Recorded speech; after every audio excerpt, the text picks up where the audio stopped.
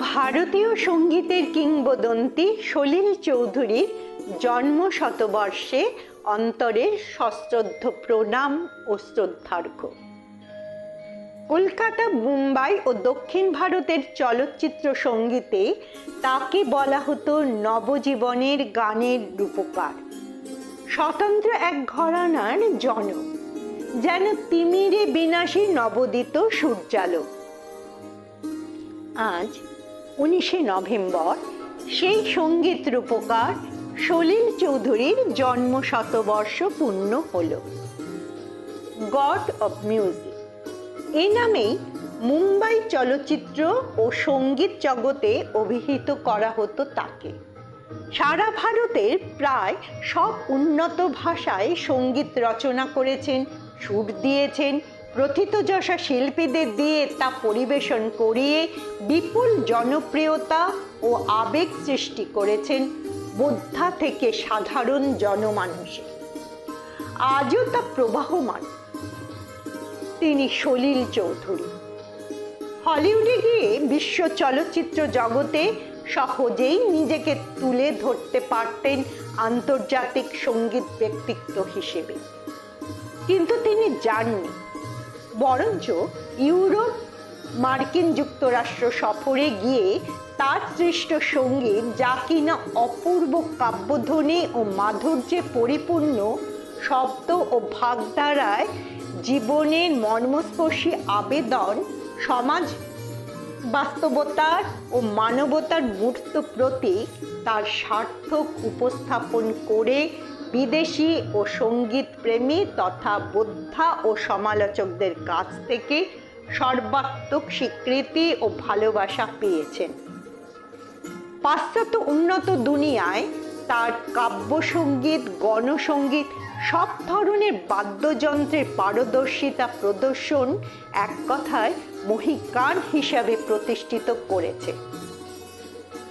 সলিল চৌধুরীর জন্মসাল নিয়ে কিছু বিতর্ক আছে। কেউ বলেন 1924, কেউ বলেন 1925। তবে সলিল চৌধুরী নিজে এক সাক্ষাৎকারে বলেছেন তার জন্ম 1924, কিন্তু তার কন্যা সঙ্গীতজ্ঞ অন্তরা চৌধুরী জানিয়েছেন সরকারি কাগজপত্র অনুযায়ী জন্ম 1925-এর 19শে নভেম্বর।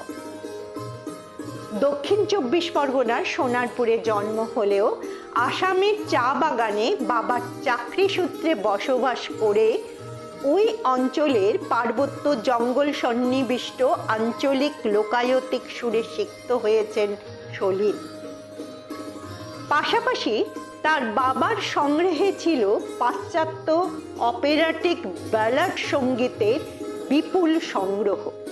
এইভাবে একদিকে দেশজ লোকসঙ্গীত, পাহাড়িয়া সুর ও ছন্দের মেলবন্ধনে গড়ে ওঠা মরমিয়া ঐতিহ্য লালিত কথা, অন্যদিকে পাশ্চাত্যের মেলোডি আর হারমোনি অভিঘাতে সৃষ্ট সুরতরঙ্গ তার মনন, চিন্তন ও দর্শনকে উন্নত করেছে। কলকাতায় চলে এসে পরবর্তীকালে সলিল চৌধুরী বামপন্থী মতাদর্শে আকৃষ্ট ও জারিত হয়ে কমিউনিস্ট পার্টিতে যোগ দেন এবং গণনাট্য আন্দোলনে সামিল হন। প্রগতিশীল গণতান্ত্রিক লেখক শিল্পী সংঘের পথ বেয়ে ভারতীয় গণনাট্য সংঘের প্রতিষ্ঠা হল 1943-এ। সাম্রাজ্যবাদ বিরোধী বিভিন্ন দেশ স্বাধীনতা আন্দোলন থেকে রসদ নিয়ে নিজেকে সমৃদ্ধ করেছেন সলিল সেই সময়, যার আর এক নাম আন্তর্জাতিক মুক্তি সঙ্গীত। আন্তর্জাতিক চেতনায় জারিত হয়ে শানিত বিবেকী কণ্ঠস্বরের মাধ্যমে অসহায়, নিপীড়িত, মুক্তিকামী মানুষের পাশে এসে দাঁড়ালেন সলিল। সঙ্গে পেলেন জ্যোতিরিন্দ্র মৈত্র, বিনয় রায়, হেমাঙ্গ বিশ্বাস প্রমুখ গীত স্রষ্টাদের। গণনাট্য আন্দোলনে যাদের অবদান অপরিসীম, দলমত নির্বিশেষে, জাতি ধর্ম নির্বিশেষে বিশ্বজুড়ে শান্তি ও মুক্তির প্রশ্নে এক কাঠা হয়ে সর্বস্তরে মানুষের কণ্ঠস্বর সোচ্চার হয়েছিল সেই সময় সলিল চৌধুরীর গানে। এরপর আসা যাক বাণিজ্যিক দুনিয়ার দিকে। এই পর্বে তার দুটি গানের রেকর্ড সাড়া ফেলে দিয়েছিল বিনোদন জগতে।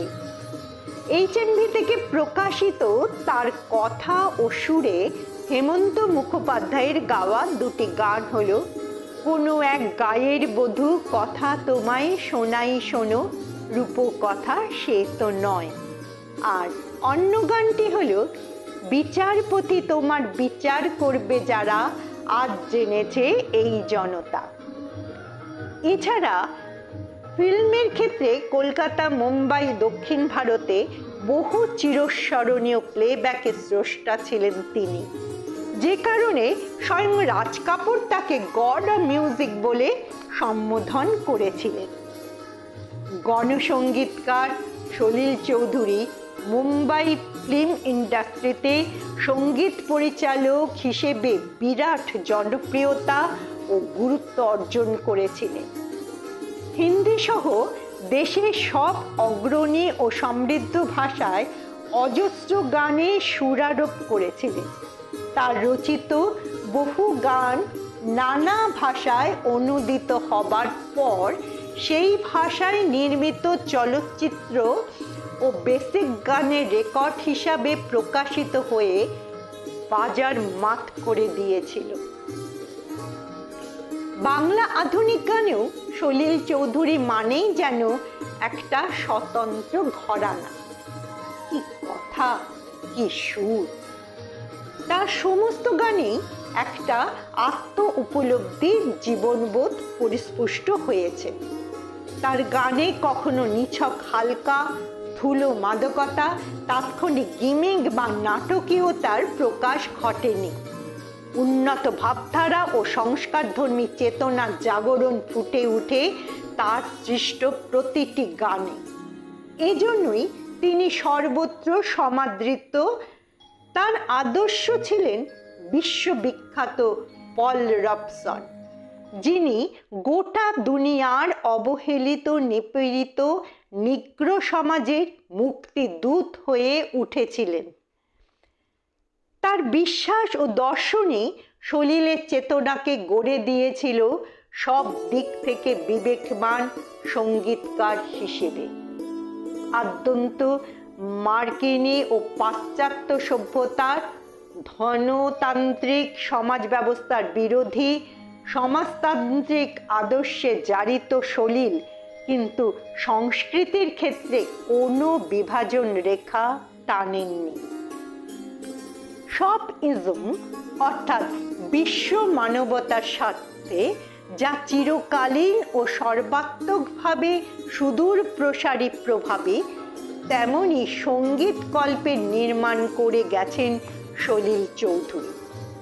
তাই তো তিনি ও তার সঙ্গীত দেশ, কাল ও সভ্যতার গণ্ডি ছাড়িয়ে আন্তর্জাতিকতাবাদে উন্নীত।